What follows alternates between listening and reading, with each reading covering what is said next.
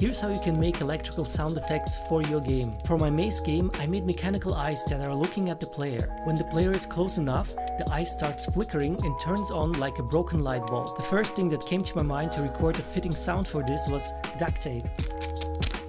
Alternatively, you can use Velcro. And if you want to keep it very basic, just use the same sound twice. Pitch the first one down and the second one up. And here's the final result I got.